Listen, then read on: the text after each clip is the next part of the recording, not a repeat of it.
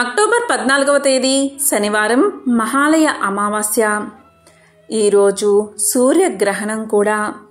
అమావాస్య శనివారం రోజు రావడం వల్ల శని అమావాస్య కూడా ఉంది. ఈరోజు తెలియక ఈ తప్పు చేసినట్లయితే అశుభం కలుగుతుంది. ఏ పరిహారాలు పాటించినా మీ సమస్య మాత్రం తీరదు. మరి శనివారం అక్టోబర్ 14వ తేదీ అత్యంత శక్తివంతమైన ఈ మహాలయ అమావాస్య రోజు. ఎన్నో శక్తులు ఉంటాయి. ఈరోజు మీరు చేపట్టే ప్రతి పనిలో కూడా విజయాన్ని సాధిస్తారు. కొన్ని పనులు అమావాస్య రోజు చేయకూడదు అని శాస్త్రాలు చెబుతున్నాయి.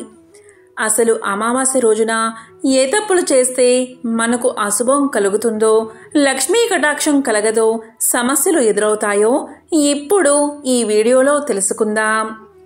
మహాలయ అమావాస్య భాద్రపద బహుళ అమావాస్య రోజు వస్తుంది. మహాలయ అమావాస్య తర్వాత దేవీ నవరాత్రులు ప్రారంభమవుతాయి. ఆదిశక్తి యొక్క వివిధ అవతారాలను ప్రతిరోజు మనం పూజిస్తూ ఉంటాం. పంచాంగం ప్రకారం మహాలయ అమావాస్య పితృపక్షం ముగింపుగా పరిగణిస్తారు. పితృపక్షపు రోజుల్లో పూర్వీకుల శాంతి కోసం తర్పణాలు, శ్రాద్ధాలు చేస్తూ ఉంటారు. దుర్గాదేవి ప్రతి సంవత్సరం ఈ రోజునే భూమిపైకి వస్తుందని పురాణాలు చెబుతున్నాయి. మహాలయ అమావాస్య రోజు ప్రజలు పవిత్ర నదిలో స్నానం చేసి తర్పణాలు, పిండ ప్రదానాలు వదలాలి. ఇలా చేస్తే పూర్వీకుల అనుగ్రహం లభిస్తుంది. మన పూర్వీకుల అనుగ్రహం లేకుండా ఏ కార్యమూ సాధ్యం కాదు. వాళ్ళను ఆరాధించడం వల్ల ప్రత్యేకమైన అనుగ్రహం మనకు కలుగుతుంది. పూర్వీకులు సంతోషిస్తే వారి వంశం సంతోషంగా వర్ధిల్లుతుంది. సనాతన హిందూ ధర్మంలో ప్రతి ఆచారానికి ఒక ప్రాముఖ్యత ఉంది. పూర్వీకుల ఆత్మశాంతి కోసం ఆయా పూర్వీకుల సాంప్రదాయం ప్రకారం దానాలు, తర్పణాలు ముఖ్యమైనవి. ఈ ప్రత్యేకమైన పని కోసం ప్రతి సంవత్సరం పితృపక్షంలో కొన్ని ప్రత్యేక కార్యక్రమాలు నిర్వహిస్తారు. పితృపక్షంలో ఈ 15 రోజుల్లో ప్రజలు తమ పూర్వీకుల అనుగ్రహం పొందడానికి శ్రాద్ధ కర్మలను నిర్వహిస్తూ ఉంటారు. ప్రతి సంవత్సరం పితృపక్షం భాద్రపద మాసంలోని బహుళ పాడ్యమి నుంచి మహాలయ అమావాస్య వరకు ఉంటుంది. ఈ సంవత్సరం అక్టోబర్ 14వ తేదీన మహాలయ అమావాస్య అంటే పితృపక్షం ఈ రోజుతో ముగుస్తుంది. పితృపక్ష సమయంలో ఏ శుభకార్యాలు కానీ, శుభకార్యాలు అనుకోవడం కానీ అస్సలు చేయకూడదు. గృహ ప్రవేశం, కొత్త ఇల్లు లేదా కొత్త వాహనం కొనుగోలు వంటి కార్యక్రమాలు చేయకూడదు. ఈ రోజుల్లో పూర్వీకులను ప్రసన్నం చేసుకోవడానికి, వారి ఆశీర్వాదం పొందడానికి అనేక చర్యలు తీసుకుంటారు. పితృపక్షంలో పిండ ప్రదానం చేస్తారు. పూర్వీకుల ఆత్మశాంతి కోసం శ్రాద్ధం వహించాలి. అలాగే ప్రతి అమావాస్య రోజు సాయంత్రం లక్ష్మీదేవిని పూజిస్తే అష్ట ఐశ్వర్యాలు, భోగభాగ్యాలు, సిరి సంపదలు కలుగుతాయి. అంతేకాదు భర్త ఆయురారోగ్యాలతో నిండు నూరేళ్లు జీవిస్తారని అలా మహిళలు లక్ష్మీదేవిని అమావాస్య రోజు పూజిస్తారు. కొంతమందికి ఉన్న అభిప్రాయం ఏంటి అంటే అమావాస్య రోజు ఏ పని మొదలు పెట్టకూడదని, అలా చేస్తే కీడు జరుగుతుందని వారి నమ్మకం. కానీ అమావాస్య రోజున ఏ పనులు చేసినా చాలా విజయవంతంగా ఫలితాన్ని ఇస్తాయి. కొంతమంది అమావాస్య రోజే పనులను ప్రారంభిస్తారు. ఇది పురాతన కాలం నుండి వస్తున్నదే. పూర్వం మహాభారతంలోని పాండవులు ఏ పనైనా మొదలు పెట్టాలి అన్నప్పుడు అమావాస్య తిథి రోజే మొదలు పెట్టేవారు. అమావాస్యను ఎంతో పవిత్రమైన రోజుగా భావించారు. ఉత్తర భారతదేశంలోని ప్రజలు అమావాస్య తిథి రోజు కొత్త పనులు మొదలు పెడతారు. మనకు అదృష్టాన్ని కలగజేసే, సిరి సంపదలను ప్రసాదించే మహాలక్ష్మీదేవికి కూడా అమావాస్య అంటే చాలా ప్రీతికరం. అలాగే మన పితృదేవతలకు కూడా అమావాస్య అంటే చాలా ప్రీతికరం. పితరులకు శ్రాద్ధకర్మలు సరిగ్గా చేయకపోతే వాళ్ళు మరొక జన్మ ఎత్తరని, వాళ్లకు మోక్షం ఉండదని, దానివల్ల ఆ వంశంలోని వారికి అనేక సమస్యలు వస్తాయని జ్యోతిష్య శాస్త్రం, అలాగే పురాణాలు చెబుతున్నాయి.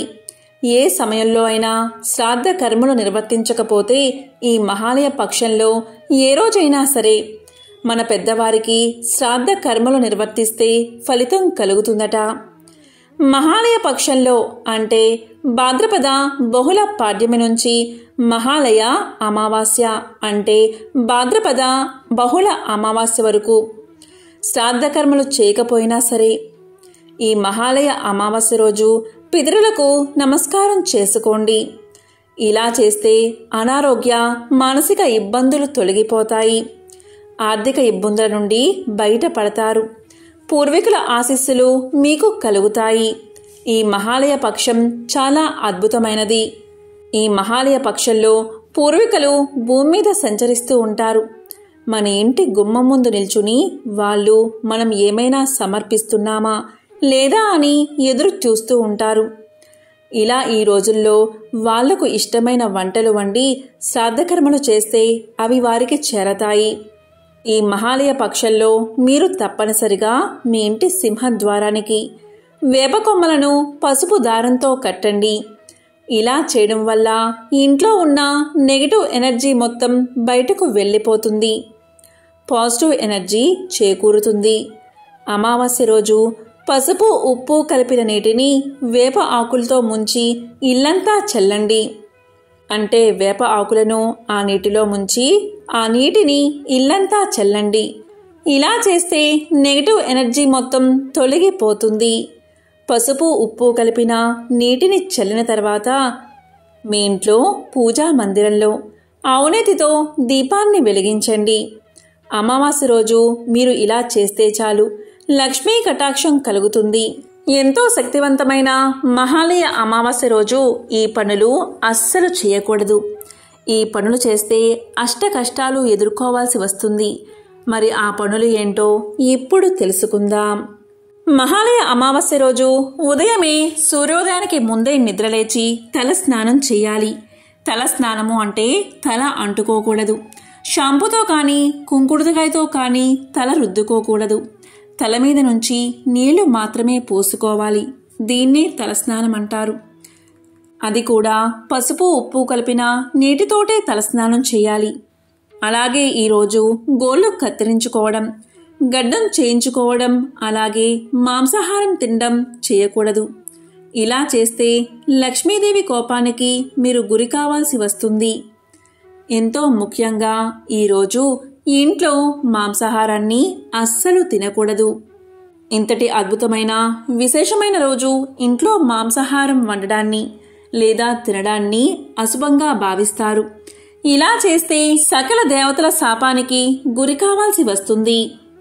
అలాగే ఈ అమావాస్య రోజున ఒంటికి శరీరానికి నూనె రాసుకోకూడదు. అలాగే ఈరోజు బ్రహ్మచర్యాన్ని పాటించాలి.